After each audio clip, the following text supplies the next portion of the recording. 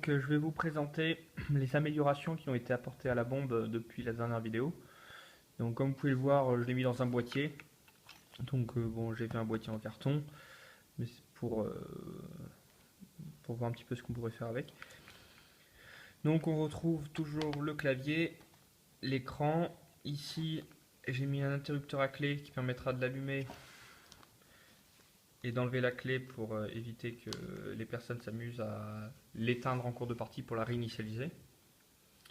Si on la retourne, on a ici donc c'est toujours l'écran, le clavier qui passe ici, la batterie.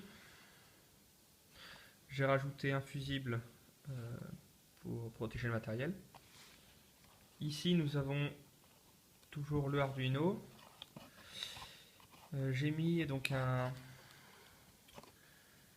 circuit, directement une planche de circuit imprimé pour clipser et déclipser la bombe du Arduino.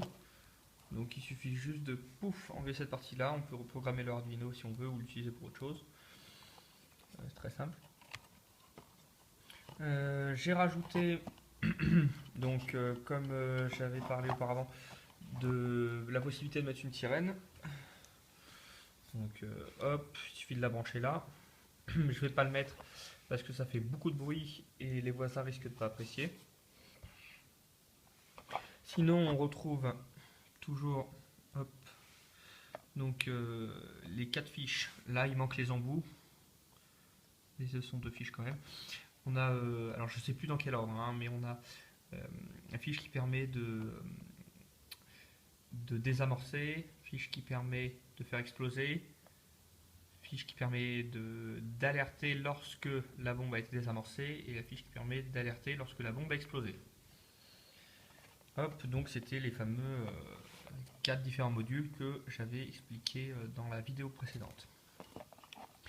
Ici, je vais vous présenter en plus un des modules optionnels, donc qui ne se branche pas là-dessus, ne faites pas attention à ce branchement, donc qui se branchera sur une 5e prise, qui est donc un module un peu plus complexe et qui va permettre pour ce module-là d'alerter de l'état de la partie, c'est-à-dire de l'état de la bombe. Donc, voici le module. Donc, il est composé d'un lecteur MP3 avec une carte micro SD. Donc c'est un lecteur MP3, c'est dessus que sont stockés tous les sons tels que la bombe explose en 30 secondes ou la bombe a été désamorcée. Donc ce qui est bien, c'est qu'on peut enlever facilement la carte SD, on peut mettre les sons qu'on veut. Si vous avez un thème pour faire une partie, vous voulez faire, je sais pas moi, des messages un peu plus typés de la Première Guerre mondiale ou Seconde Guerre mondiale, ce que vous voulez, hop, vous enregistrez vos sons et vous les mettez sur la carte SD. Le microcontrôleur qui permet de contrôler le lecteur MP3, c'est un Atmega 328P. Donc c'est strictement le même que ceux qu'on trouve sur les Arduino Uno. Donc si jamais vous voulez customiser, hop, vous enlevez le microcontrôleur, vous le mettez sur votre Arduino, vous le reprogrammez, vous le remettez dessus, ça fonctionne. On a un câble jack qui va permettre de brancher le Talkie-Walkie. Le Talkie-Walkie qui va donc émettre. Donc en fait, c'est le lecteur MP3 qui envoie ses sons au Talkie-Walkie et qui va émettre sur une fréquence. Et tous les joueurs qui seront configurés sur cette fréquence recevront les messages de la bombe. Et ici, donc, on a la fiche pour brancher la bombe. Donc, on se branche.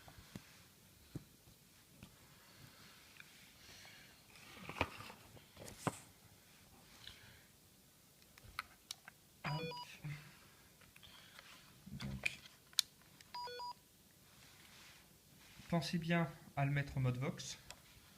Ça permettra de détecter les sons pour qu'il l'envoie à l'autre Talkie-Walkie. Je branche le système sur le Talkie-Walkie. On va monter le son. Hop.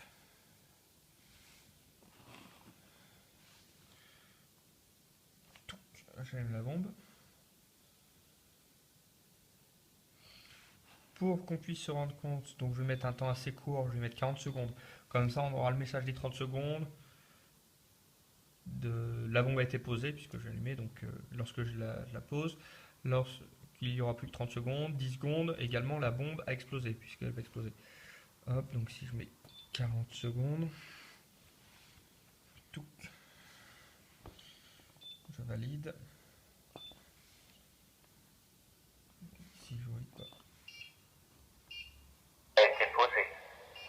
Bon, il y a un petit bug au niveau du son, puisque le Talkie-Walkie émet un petit peu plus tard. La bombe explose dans 30 secondes. On peut écouter que le début de la phrase est des fois un peu coupé. C'est voilà, c'est le mode Vox. J'essaierai de trouver un moyen pour éviter ça, soit en mettant un petit blanc au début du son MP3 ou alors en envoyant un signal grâce au La microcontrôleur. bombe explose dans 10 secondes.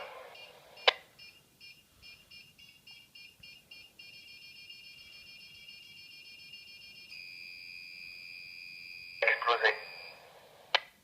Oui, donc là à la fin c'était la bombe a explosé. Donc c'est un petit. Pareil, le petit bug qui coupe le début de la phrase, mais j'essaierai d'y remédier par la suite. Donc juste pour exemple, voilà, si on a des amorces, si on est, allez hop, 50 secondes, toc. Donc allez hop, le code c'est 08. Donc, La bombe a été posée. voilà, la bombe était posée. On a remarqué qu'on avait la phrase un peu plus complète ce coup-ci. Comme je disais, c'est le mode Vox. Selon ce qu'il détecte, il émet plus ou moins le début de la phrase. Donc ça dépend un petit peu de l'intonation ou du volume sonore. Donc si je désamorce, hop. La bombe a été désamorcée. Donc voilà, la bombe a été désamorcée. Également, bah, le volume sonore justement, il se règle là. On a un tout petit potentiomètre. Il suffit de le régler. Bon, l'inconvénient avec ces Talkie là, c'est que si on essaye de le monter un peu trop pour avoir plus de volume, ils finissent par saturer et on écoute enfin, le son, mais de manière assez désagréable. Donc, faut doser, mais si on dose bien, ça c'est clair. Donc voilà pour ce module. Je vous présenterai sûrement d'autres modules et de l'évolution de la bombe par la suite. Voilà.